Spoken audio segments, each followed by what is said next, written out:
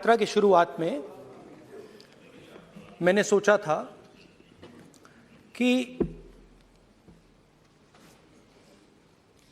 3,500 kilometre चलने हैं और मुश्किल है मगर किया जा सकता है।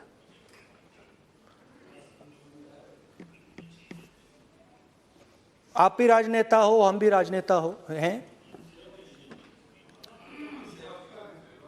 हाँ, सेवक कह लीजिए।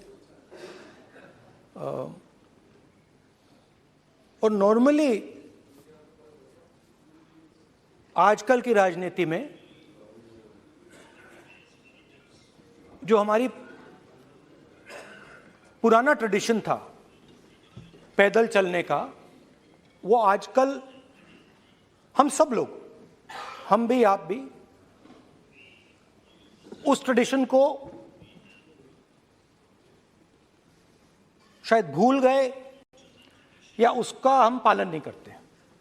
मैं भी उसमें शामिल था, आप भी उसमें शामिल हैं।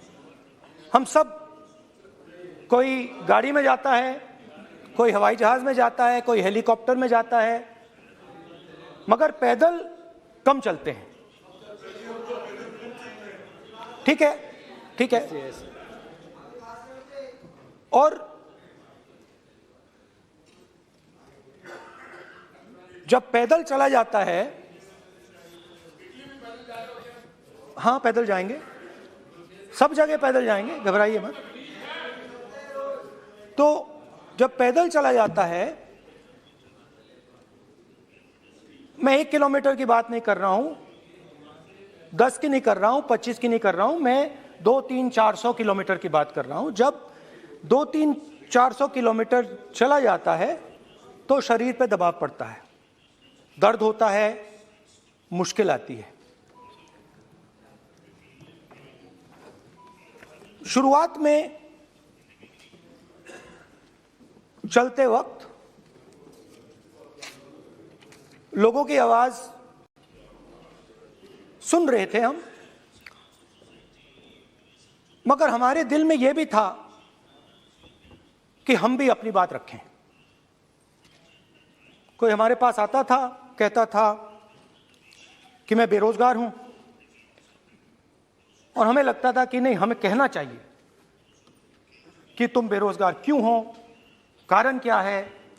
उसमें हम विपक्ष का रोल भी प्ले कर लेते थे, आपकी भी बुराई कर देते थे। नहीं, वो तो है, वो भी करेंगे, हम भी करेंगे। मगर थोड़ी देर चलने के बाद एक बदलाव आया, और जो हमारी आवाज थी, जो ये डिजायर था बोलने का कि भैया बेरोजगारी इसलिए है, महंगाई इसलिए है, वो बिल्कुल बंद हो गई। क्योंकि हमने इतने लोगों से बात की, मतलब हजारों लोगों से बात की, बच्चों से, बुजुर्गों से, महिलाओं से, माताओं से, बहनों से, कि थोड़ी देर बाद ये बिल्कुल आवाज बंद हो गई। और फिर हम गहराई से, और मैं खुल के कह सकता हूं, मैंने तो अपनी जिंदगी में इस प्रकार से कभी पहले सुना ही नहीं था। क्योंकि हम सब में थोड़ा सा अहंकार होता है कि हम ही बता दें, अपनी बात रखते।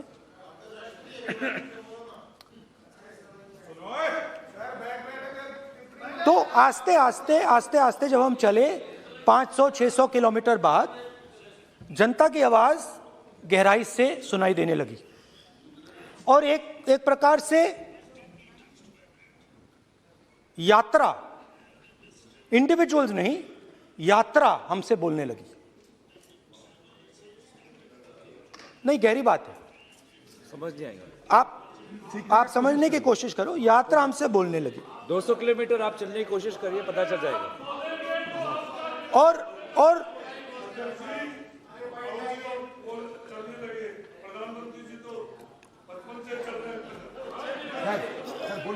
वो चाय बेचने इसलिए जाते थे। तो यात्रा बोलने लगी। कोई आता था, कहता था, युवक आता था, कहता था मैं बेरोजगार हूं, हम सवाल पूछते थे, क्या पढ़ा आपने, इंजीनियरिंग की, अब क्या करते हो? कोई कहता था मैं बेरोजगार हूं, कोई कहता था मैं उबर चलाता हूं, कोई कहता था मैं मजदूरी करता हूं। किसान आए हजारों, प्रधानमंत्री बीमा योजना की बात की कि हम पैसा भरते हैं, तूफान आता है, आंधी आती है, पैसा गायब हो जाता है।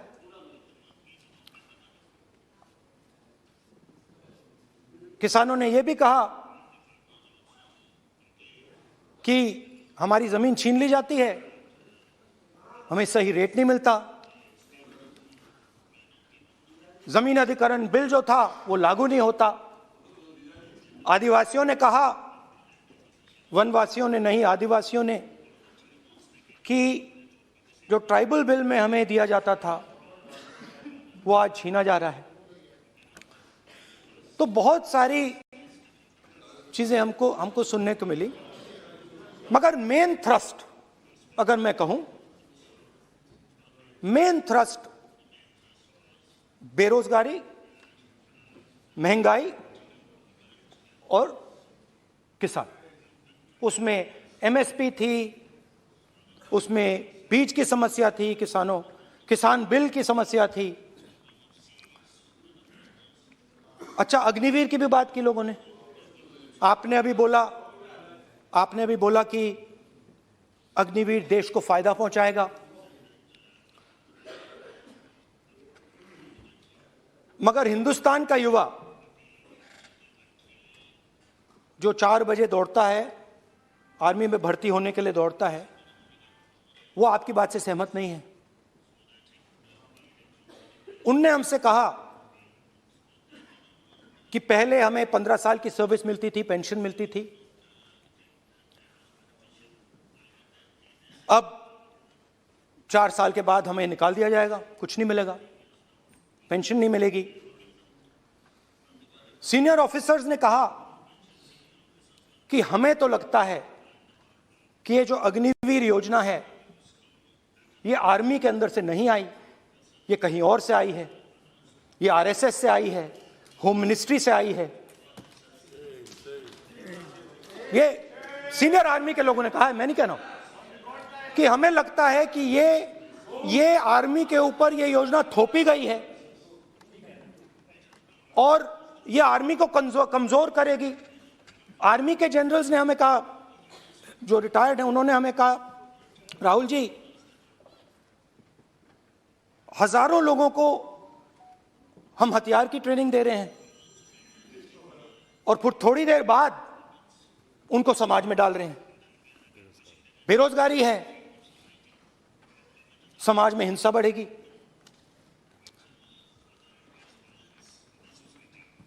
तो उनके मन में था कि ये जो अग्निवीर योजना जो है, ये आर्मी के अंदर से नहीं आई है। और मुझे नाम भी बताया कि अजीत डोभाल जी ने ये योजना आर्मी पे थोपी है। क्यों नहीं ले सकते? क्यों नहीं ले सकते? बिल्कुल ले सकते हैं, पार्लियामेंट में थोड़ी है वो। क्यों नहीं ले सकते? क्या बात कर रहे हैं? सर, ये तर्क है, बाद में अडानी के लिए भी यही बोलने वाले हैं, फिर ये तर्क है इनका। तो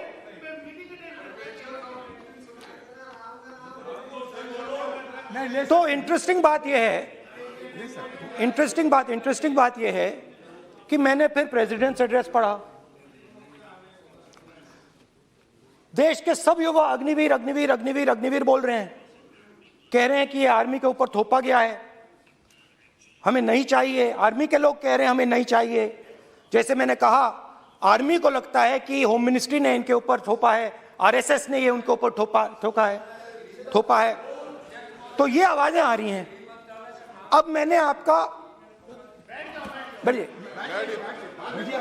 अब बैठिए,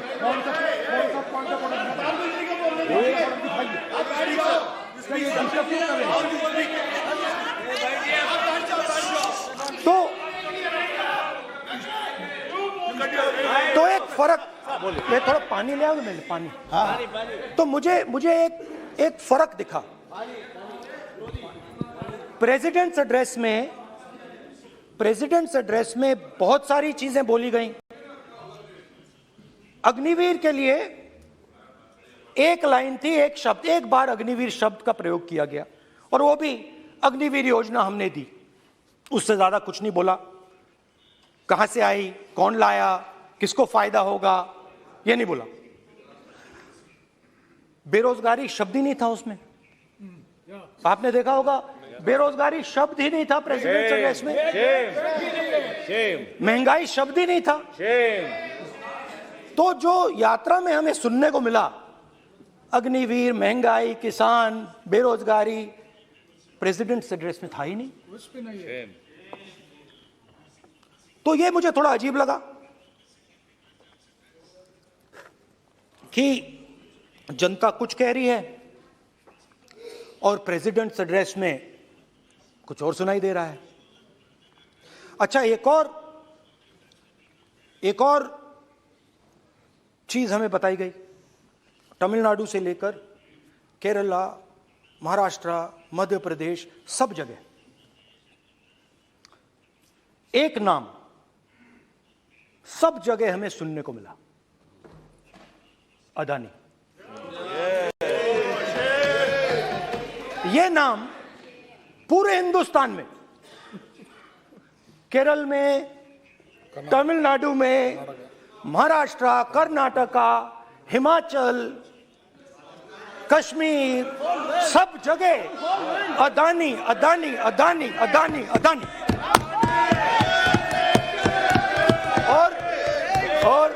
और ये नाम नहीं, और इस नाम के बारे में जब लोग बोलते थे मुझसे तो 2-3 सवाल पूछते थे।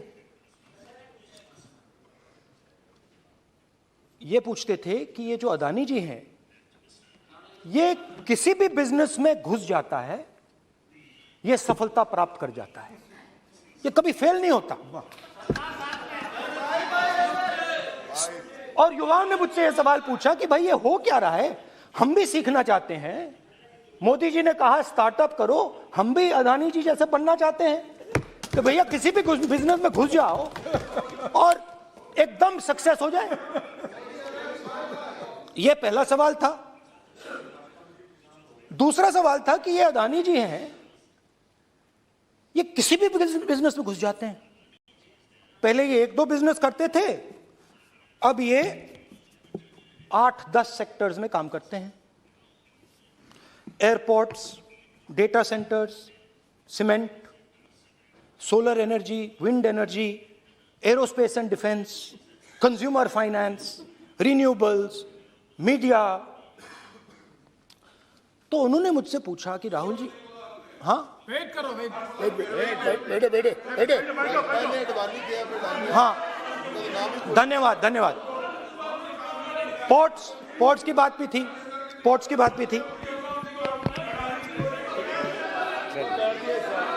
ये भी सवाल पूछा कि भैया एक बात बताइए, राहुल जी बताइए हमें कि अदानी जी का जो नेटवर्थ है वो 3 साल के अंदर, 2014 से लेकर 2022 तक ये $8 बिलियन से $140 बिलियन कैसे हो गया? कैसे हुआ? मोदी कैसे? मोदी है तो मुमकिन। ये 2014 में अगर आप दुनिया की, मुस्कुरा रहे हैं आप, बीजेपी में है ना आप, तो ये लिस्ट आती है, एक लिस्ट आती है दुनिया के सबसे अमीर लोगों की। इस पे ये 609 नंबर पे थे 14 में। 609 पीछे बिल्कुल। पता नहीं जादू हुआ, दूसरे नंबर पे पहुंच गए। मोदी है तो मुमकिन है।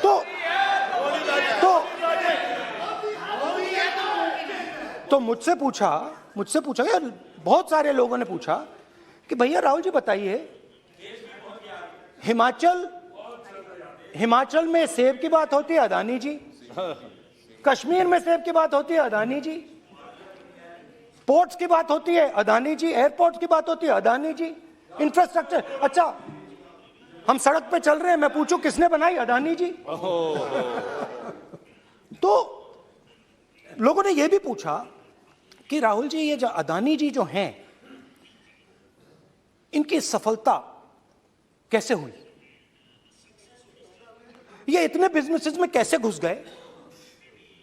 इतनी सफलता कैसे प्राप्त हुई?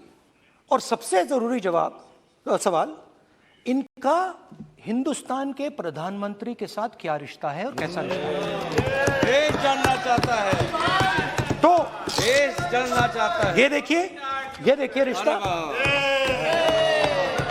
ये देख लीजिए, प्लीज पोस्टर मान्य सदस्य, पब्लिक में सर, मान्य सदस्य पोस्टर लीजिए। नहीं, प्लीज पोस्टर नहीं।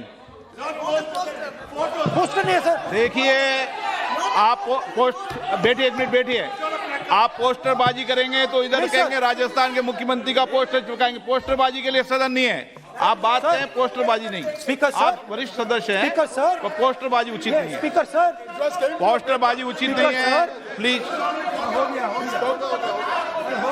राजस्थान के मुख्यमंत्री, ये सच्चाई है। this picture was came into the media. चलिए, पोस्टर नहीं, प्लीज। वो लिख के दे दो मुझे। हाँ, आ गया। Just write it neatly. तो नहीं स्पीकर सर, वो फोटो है सर, वो पोस्टर नहीं है। आप वरिष्ठ सदस्य हैं। प्राइम मिनिस्टर की पोस्टर और फोटो है सर, उसमें नियम में बहुत नहीं है। उनका अच्छा चेहरा सदन ने दिख नियम रहा बनाया है। है। उनके वहां पे उनके पीछे अदानी का लोगो है, अदानी जी के हवाई जहाज में घुस रहे हैं।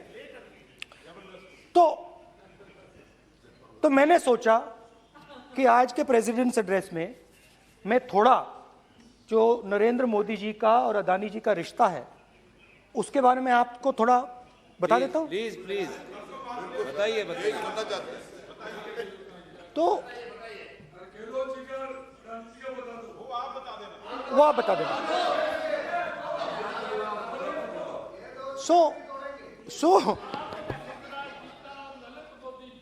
So the relationship begins many years ago when Narendra Modi ji was the Chief Minister of Gujarat.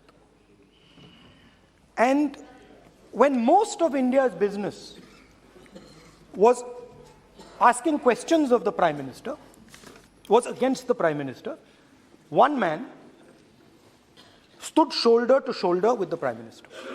He didn't back down. That's commendable. It's not a joke.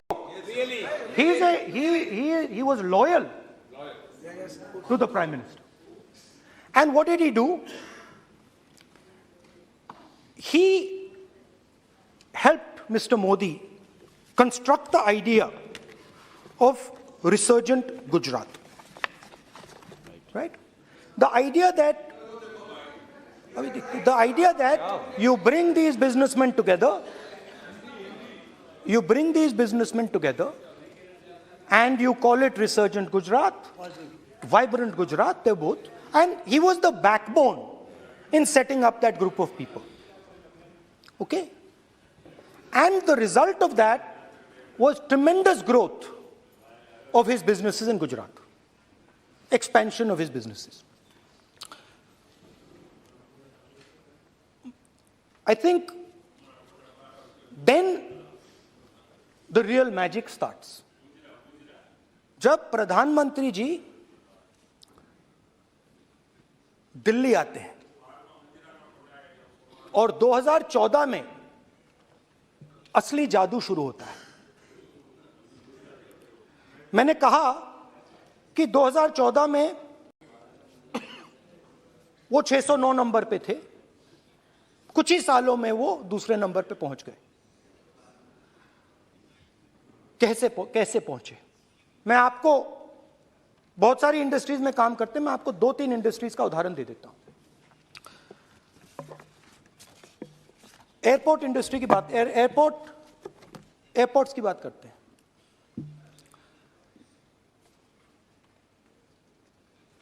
कुछ साल पहले सरकार ने हिंदुस्तान के एयरपोर्ट्स को डेवलप करने के लिए दिया।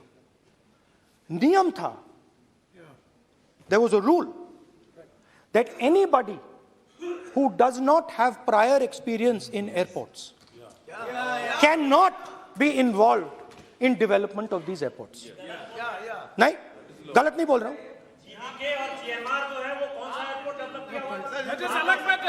आप बैठ जाइए।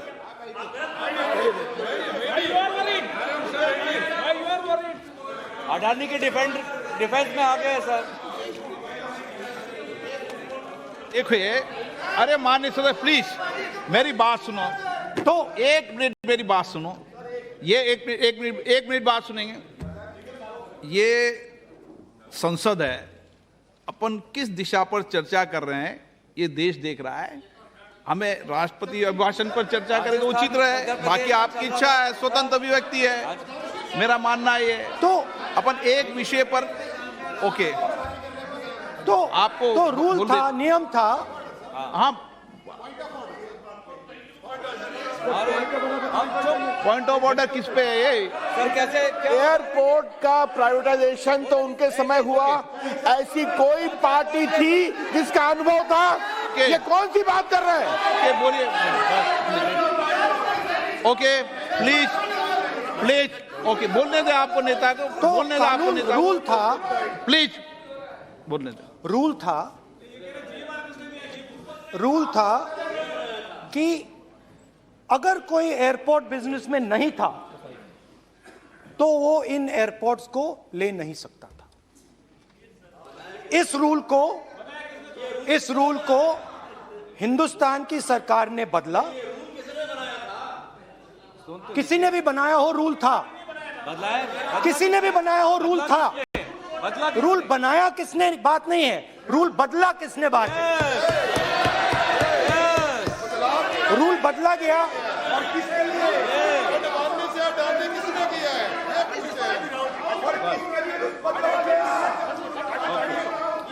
रूल बदला गया।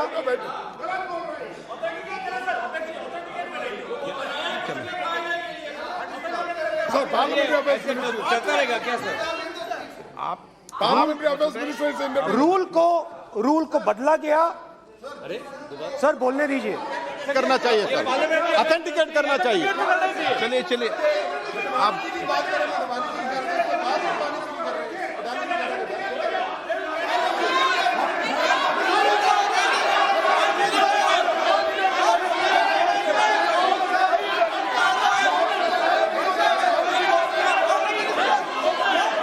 रूल बदला गया सर, बिकॉज सर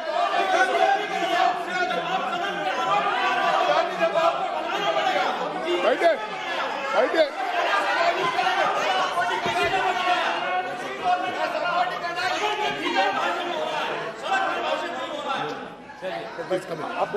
तो ये रूल बदला गया। उस समय मीडिया में इसके बारे में चर्चा हुई थी। रूल बदला गया और अदानी जी को 6 एयरपोर्ट्स दिए गए। उसके बाद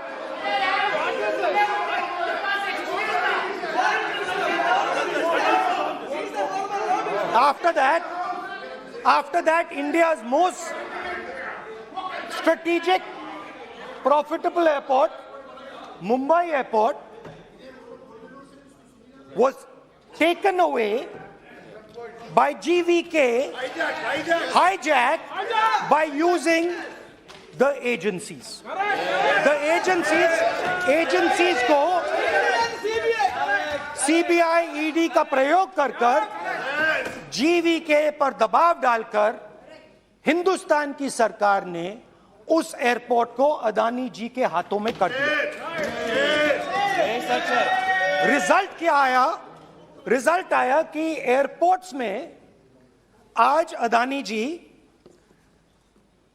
24% हिंदुस्तान की एयर ट्रैफिक को अपने एयरपोर्ट से निकालते हैं और 31% एयर फ्रेट उनके एयरपोर्ट्स में से निकलता है। अब यह काम हिंदुस्तान की सरकार और हिंदुस्तान के प्रधानमंत्री जी ने फैसिलिटेट किया। तो बताइए, बोलिए वित्त मंत्री, विधि मंत्री। और ये जो सर ये हाउस में सर ये जी बोल रहे हैं, तुम तो ज्ञान बांट रहे हो, बैठ जाओ। सर ये यहाँ बहुत गंभीर मिनिस्टर हैं ये देश ये राष्ट्रपति का उद्बोधन को लेकर एक गंभीर चर्चा हो रही है। जो भी मेंबर कुछ भी बात करे विद फुल रिस्पॉन्सिबिलिटी ऑथेंटिकेट करें। और ये वाइल्ड एलिगेशन अपना एक सोच के आया है, बिना तर्क के ऐसे वाइल्ड एलिगेशन लगा रहे, ये कोई मतलब नहीं है सर, ये ऐसे नहीं बोल सकते। और वो सर तर्क रखना पड़ेगा। अगर एलिगेशन लगा रहे हैं तो आपको पूरा डॉक्यूमेंट प्रूफ के साथ आपको रखना पड़ेगा। दे देंगे आप ऐसे बातें नहीं दे देंगे, और ये गंभीरता को समझिए, ये डॉक्यूमेंट्री प्रूफ दे देंगे। अब आपने जो पिछले स्पीकर थे उन्होंने फॉरेन पॉलिसी की बात की, हम भी फॉरेन पॉलिसी की बात करते हैं। चलिए डिफेंस से शुरू करते हैं। बहुत ऑप्शन है, आप बताइए कहां से शुरू करें। बिजली, डिफेंस, बहुत ऑप्शन है। Defence, let us start with defence. अब डिफेंस में अदानी जी का कोई एक्सपीरियंस नहीं था, जीरो एक्सपीरियंस। कल मैंने प्रधानमंत्री को एचएएल में देखा। प्रधानमंत्री जी ने कहा कि गलत आरोप लगाया, मगर रियलिटी तो यह है कि एचएएल का जो कॉन्ट्रैक्ट था 126 हवाई जहाजों का, वो अनिल अंबानी को चला गया और अनिल अंबानी बैंकरप्ट हो गया। वहां भी फैसिलिटेशन था। अब देखिए, और ये जो फ्यूचर एंटरप्रेन्योर्स हैं, जो बिजनेस स्कूल हैं, हार्वर्ड यूनिवर्सिटी जैसे स्कूल हैं, इनको इसका केस स्टडी, इसकी केस स्टडी बनानी चाहिए, शायद बने। How to use government power to build individual businesses, case study.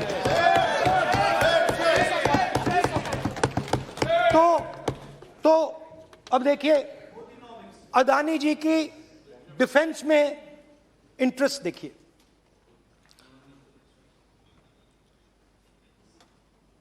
Elbit company के साथ हिंदुस्तान में अदानी जी ड्रोन्स बनाते हैं।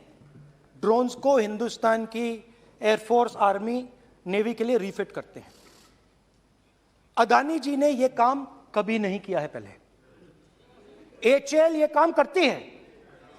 हिंदुस्तान में और भी कंपनीज हैं जो ये काम करती हैं, मगर प्रधानमंत्री जी इजराइल जाते हैं और उसके एकदम बाद अदानी जी को ये कॉन्ट्रैक्ट मिल जाता है, मगर एक नहीं मिलता। ये मत सोचिए कि ये सिर्फ एक कंपनी की बात हो रही है, ये इंडस्ट्रीज की बात होती है यहां पे। जैसे मैंने आपको दिखाया, एयरपोर्ट का पूरा सिस्टम उठा के ले गए, 30% मार्केट शेयर एयरपोर्ट में ले गए, वैसे ही डिफेंस में करा। तो 4 डिफेंस की इनके पास कंपनीज हैं। यह काम इन्होंने कभी नहीं किया।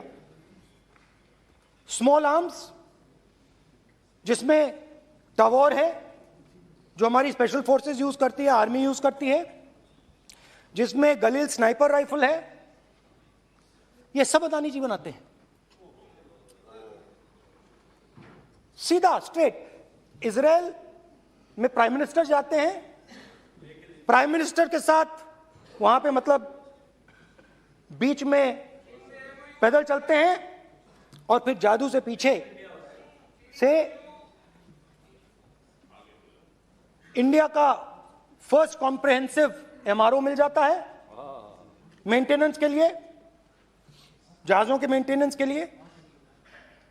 स्मॉल आर्म्स का बिजनेस मिल जाता है, इजरायली जो ड्रोन्स हैं उसका बिजनेस मिल जाता है। मतलब जो हिंदुस्तान और इजराइल का डिफेंस का रिश्ता है वो पूरा का पूरा अदानी जी के हाथ में चला जाता है। खत्म कहानी। हाँ, उसमें पेगासस भी है, तो पता नहीं वहां से क्या मतलब, पेगासस कैसे आया, क्या हुआ, किसने दिया।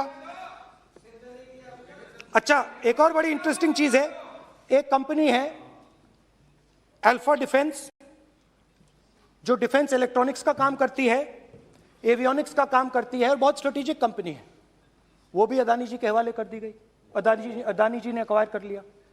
तो आपने देखा कि एयरपोर्ट्स का बिजनेस 30% मार्केट शेयर, हिंदुस्तान और इजराइल का जो वेपन्स का बिजनेस है 90% उठा के ले गए। एक विजिट, फॉरेन पॉलिसी, ये है फॉरेन पॉलिसी। चलिए, अब मैंने आपको इजराइल की बात बताई, ऑस्ट्रेलिया चलते हैं। कोयला, ऑस्ट्रेलिया चलिए। ऑस्ट्रेलिया में अदानी जी जाके, नहीं क्यों? आप तो डिबेट करना चाहते थे, आप भी तो डिबेट करना चाहते थे। आपने बोला था कोई भी विषय पे डिबेट हो, तो हो गया अब डिबेट। अब क्यों डर रहे हो डिबेट से? अब क्यों डर रहे हो डिबेट से? क्यों डर रहे हो? जब हमने जेपीसी की मांग की, आपने बोला सदन में उठाओ। अब क्यों डर रहे हो? अब क्यों डर रहे हो? अब क्यों डर रहे हो? आप चर्चा से क्यों डर रहे हो? चर्चा से डर रहे हो आप?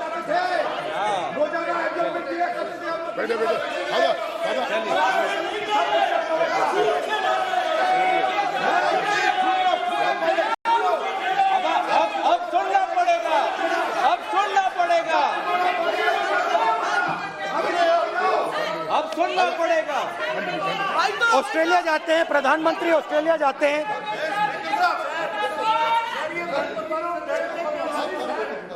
प्रधानमंत्री ऑस्ट्रेलिया जाते हैं,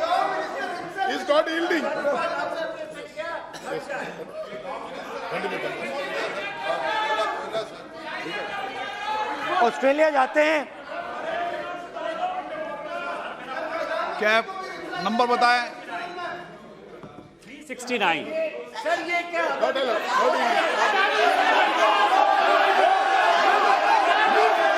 369 सर, ये कहता है सर, एक पेपर और document to be laid on the table shall be duly authenticated by the member presenting. देखिए, पूरा सरकार इन्होंने सर, मैं इनको चैलेंज करता हूं कि जीएमआर और जीबीके उसको कब एयरपोर्ट का जो है संचालन का अधिकार था और कौन सा रूल है वो कोट करे सर। किस रोल के आधार पर ये, इनको मैं चैलेंज करता हूं, पूरी कांग्रेस पार्टी को चैलेंज करता हूं कि जीएमआर और जीबीके को कौन सा एयरपोर्ट चलाने का लाइसेंस जब दिया तो उनको उसका नॉलेज था। मैं चैलेंज करता हूं पूरी कांग्रेस पार्टी को। जब इन्होंने बिरला को बनाने का दिया, डालमिया को बनाने का दिया, टाटा को बनाने का दिया लाइसेंस, उस वक्त उनको कौन सा मोटर चलाने का अधिकार था सर? ये गलत बयानी कर रहे हैं। मेरा ये कहना है कि आप एलिगेशन प्रधानमंत्री को ऊपर लगा रहे हैं, आप पेपर दीजिए और कौन सा रूल भारत सरकार ने चेंज किया एयरपोर्ट में अडानी के लिए, वो ऑथेंटिकेट कीजिए, नहीं तो इस तरह की बात नहीं कर सकते हैं।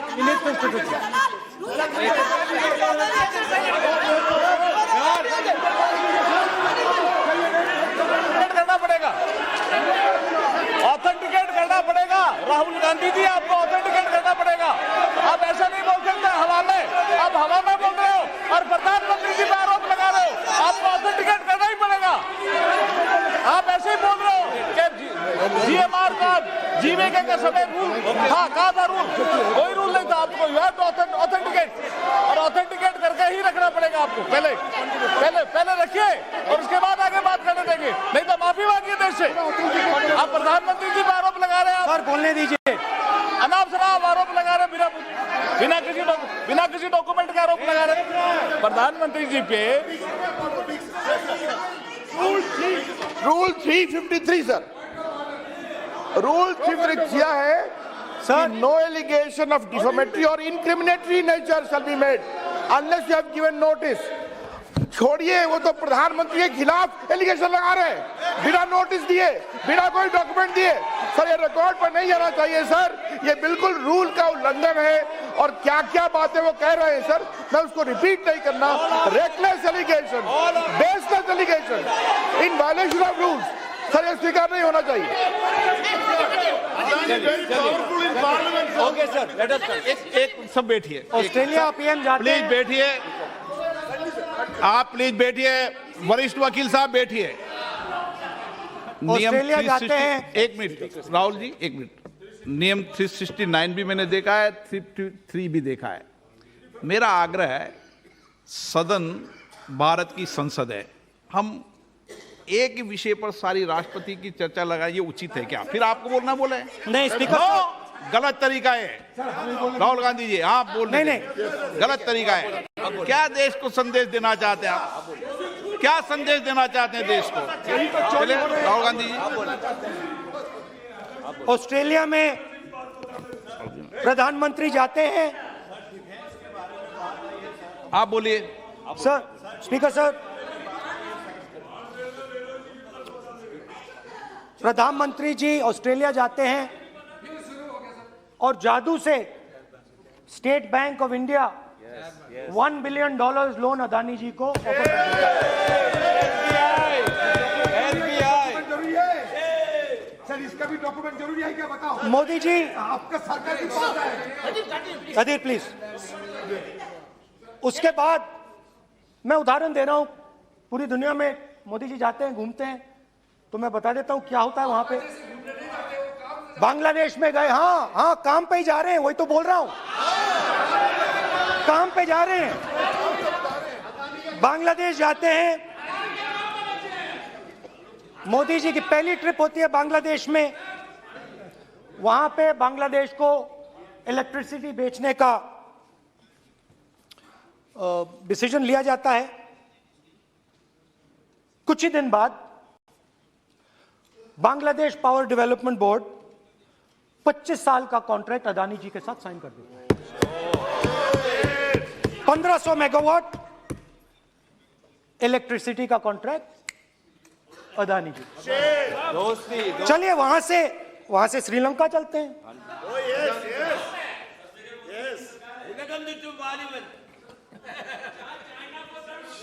जून 2022 में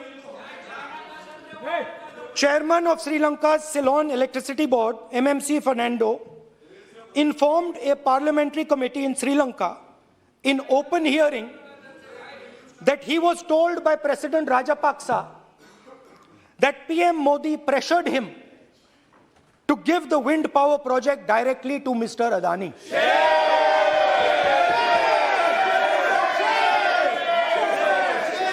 मतलब श्रीलंका इलेक्ट्रिसिटी बोर्ड के चेयरमैन कहते हैं कि उन्होंने राजापाक्सा जी ने कहा कि हिंदुस्तान के प्रधानमंत्री ने उनको कहा है कि ये विंड पावर का प्रोजेक्ट है, ये अदानी जी को देना है। तो ये रही आपकी फॉरेन पॉलिसी। ये हिंदुस्तान की फॉरेन पॉलिसी नहीं है, ये अदानी जी की फॉरेन पॉलिसी है, उनके बिजनेसेस बनाने की फॉरेन पॉलिसी है। अब यात्रा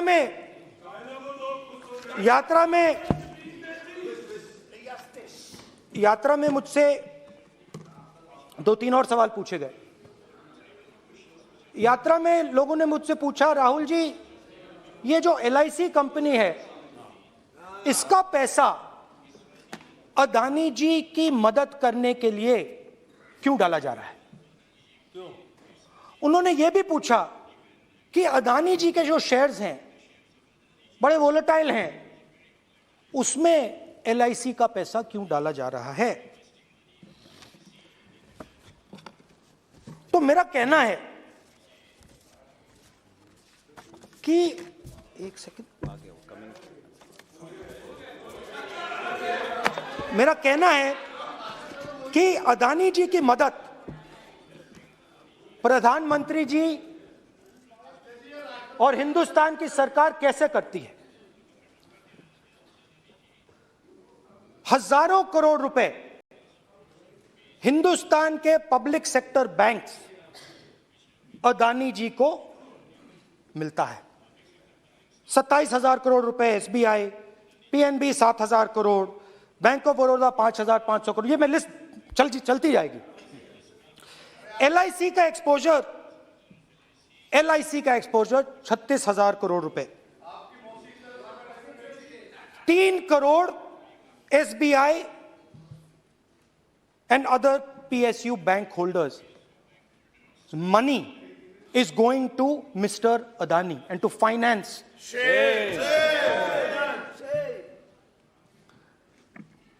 Now, of course, there is another question. तो मदद कैसे हो रही है? हिंदुस्तान के पब्लिक सेक्टर बैंक्स का पैसा, LIC का पैसा नरेंद्र मोदी जी, अदानी जी को दिया जा रहा है। अगर कोई सामने खड़ा हो जाता है, जैसे जीवी के लोग खड़े हुए, ED, CBI एजेंसीज आ जाती हैं, उनको परे कर देती हैं। तेलंगाना में भी एक पोर्ट का उदाहरण था, आंध्रा, सॉरी। मगर मेन सवाल और सबसे इंटरेस्टिंग सवाल दूसरा है। कुछ दिन पहले ये हिंडनबर्ग रिपोर्ट आई, उसमें लिखा था कि अदानी जी की हिंदुस्तान के बाहर शेल कंपनीज हैं। ये जो शेल कंपनीज हैं, सबसे पहला सवाल है, ये हैं किसकी? ये किसकी है मॉरिशस में जो शेल कंपनीज हैं? और ये जो हजारों करोड़ रुपया ये शेल कंपनीज हिंदुस्तान में भेज रही हैं, ये किसका पैसा है? और क्या ये काम अदानी जी फ्री में कर रहे हैं? अब मैं ये सवाल क्यों पूछ रहा हूं? क्योंकि अदानी जी स्ट्रेटेजिक बिजनेसेस में काम करते हैं। अदानी जी हिंदुस्तान के पोर्ट्स को डोमिनेट करते हैं। अदानी जी हिंदुस्तान के एयरपोर्ट्स को डोमिनेट करते हैं। और जैसे मैंने कहा, अदानी जी हिंदुस्तान की डिफेंस इंडस्ट्री में बहुत जरूरी रोल प्ले करते हैं। तो मेरा पहला एक छोटा सा सवाल है कि जो शेल कंपनीज हैं, इनके बारे में हिंदुस्तान की सरकार ने कोई सवाल नहीं उठाए? ये कौन लोग हैं?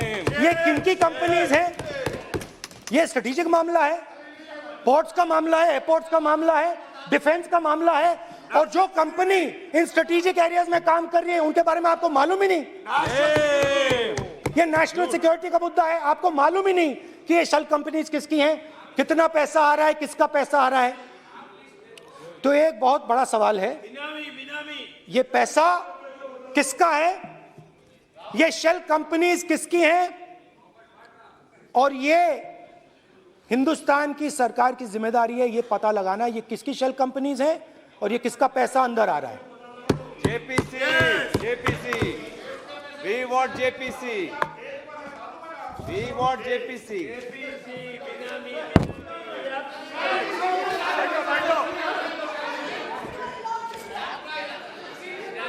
अच्छा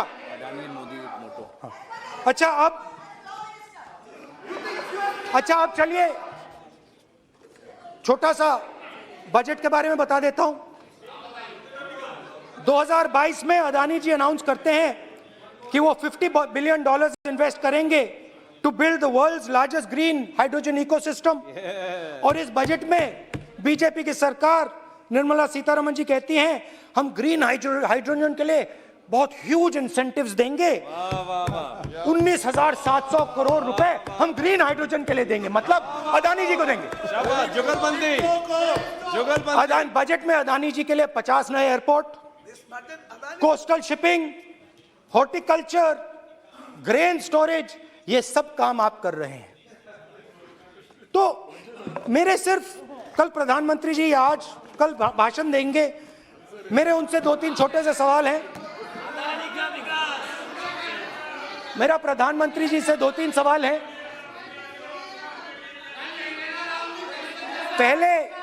पहले अदानी जी के हवाई जहाज में मोदी जी जाते थे, अब मोदी जी के हवाई जहाज में अदानी जी जाते हैं। पहले लोकल मामला था, फिर नेशनल मामला हो गया, उसके बाद इंटरनेशनल मामला हो गया। अदानी जी के लिए बोरिस जॉनसन का बेटा काम करता है, आपको पता नहीं मालूम है या नहीं मालूम? भाई सॉरी, नहीं बेटा भी, भाई काम करता है। तो ये मामला पहले गुजरात का मामला था, फिर ये हिंदुस्तान का मामला हुआ, अब ये इंटरनेशनल मामला हो गया है। तो मेरा सवाल प्रधानमंत्री जी से, और सिंपल सवाल है, प्रधानमंत्री जी आपकी फॉरेन ट्रिप्स पे अदानी जी और आप कितनी बार एक साथ गए? Adani ji, how many times did you travel together with Adani ji? How many times did Adani ji join you later on a visit? How many times did Adani ji travel to a country immediately after you did? Good question. And in how many of these countries after you visited did Adani ji get a contract? Also an important question, जरूरी सवाल, अदानी जी ने BJP को पिछले 20 साल में कितने पैसे दिए हैं?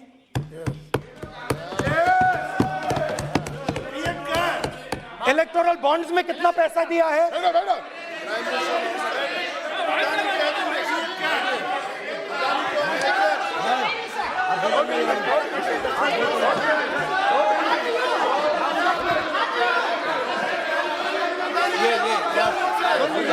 And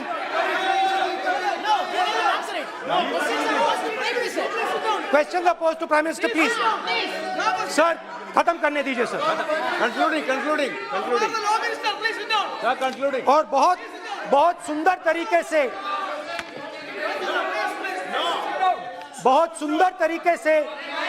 वो सर, मैं सिर्फ इतना कहना चाहता हूं, राहुल जी अभी आप सीनियर एमपी हो गए हैं, आप एक सीनियर एमपी हो चुके हैं। हम लोग एक्सपेक्ट करते हैं कि इस सदन का सदस्य होने के नाते जो भी बातें आप करेंगे गंभीरता से आप बात करेंगे। बाहर आप जो भी भाषण देते हैं हम लोग उसको रोक नहीं सकते हैं।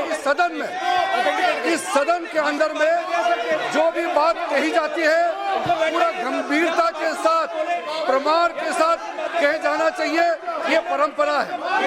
और राहुल जी ने कहा कि प्रधानमंत्री विदेश घूमने जाते हैं, तो मैंने आज वो जो युवाओं ने मुझसे सवाल पूछा था कि अदानी जी की इतनी बिजनेस एक्यूमेंट कहां से आई, इतने अलग अलग सेक्टर्स में अदानी जी ने कैसे सक्सेस प्राप्त की, अदानी जी के बारे में पूरी दुनिया को स्टडी करनी चाहिए, हार्वर्ड यूनिवर्सिटी को स्टडी करनी चाहिए कि पॉलिटिक्स के बीच में और बिजनेस के बीच में कैसा रिश्ता होता है। India is a case study and prime minister Narendra Modi should be given a gold medal in this. Now बहुत अच्छी तरह बीजेपी के जो पिछले स्पीकर थे उन्होंने मेरे भाषण को इंकैप्सुलेट किया मेरे लिए बहुत अच्छी तरह। आपने जो मैं सोच रहा था आपने उससे और भी अच्छी तरीके से बोल दिया। Coming together is a beginning, keeping together is progress, working together is success. Adani ji and Narendra Modi ji, thank you.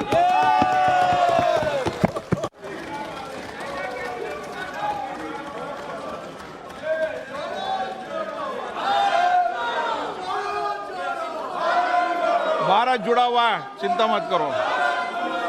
Shrimati Kanimozhi,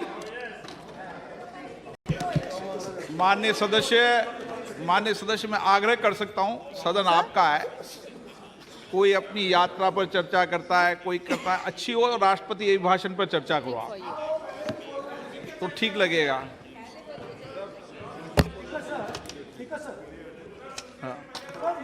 ये एक बात पे चर्चा नहीं हुई है, ये अलग अलग इंडस्ट्रीज पे, अलग अलग बिजनेसेस पे और इंटरनेशनल अफेयर्स पे डिस्कशन हुआ है। नहीं, एक मिनट प्लीज बैठिए। नहीं, प्लीज बैठिए। पर अपन को सदन के बाहर ये भी टिप्पणी नहीं करना चाहिए कि अध्यक्ष महोदय माइक बंद कर देते हैं या हमें नहीं दिखाते, ये भी टिप्पणी करना उचित नहीं है, क्योंकि सर अध्यक्ष जी, बट रियलिटी है, आप माइक बंद कर देते हैं। एक मिनट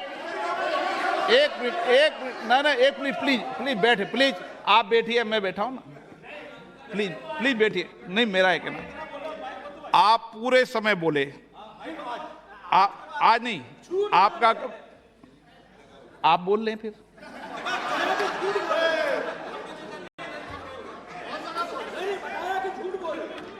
आप पूरे, ठीक है, thank you. Kanimozhi ji.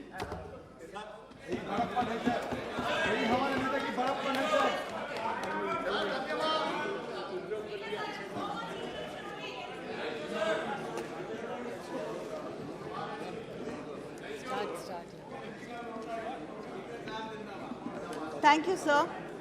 Thank you for giving me the opportunity to speak on the motion of thanks to the President's address. We are all proud to be here. We are all proud to be part. एक नाम सब जगह हमें सुनने को मिला, अदानी। ये नाम पूरे हिंदुस्तान में, केरल में, तमिलनाडु में, महाराष्ट्र, कर्नाटका, हिमाचल, कश्मीर, सब जगह अदानी अदानी अदानी अदानी अदानी। और ये नाम नहीं, और इस नाम के बारे में जब लोग बोलते थे मुझसे तो 2-3 सवाल पूछते थे। ये पूछते थे कि ये जो अदानी जी हैं, ये किसी भी बिजनेस में घुस जाता है, ये सफलता प्राप्त कर जाता है, ये कभी फेल नहीं होता। और युवाओं ने मुझसे ये सवाल पूछा कि भाई ये हो क्या रहा है, हम भी सीखना चाहते हैं। मोदी जी ने कहा स्टार्टअप करो, हम भी अदानी जी जैसे बनना चाहते हैं। तो भैया किसी भी बिजनेस में घुस जाओ और एकदम सक्सेस हो जाए। एक लिस्ट आती है दुनिया के सबसे अमीर लोगों की, इस पे ये 609 नंबर पे थे 14 में। 609 पीछे बिल्कुल। पता नहीं जादू हुआ, दूसरे नंबर पे पहुंच गए।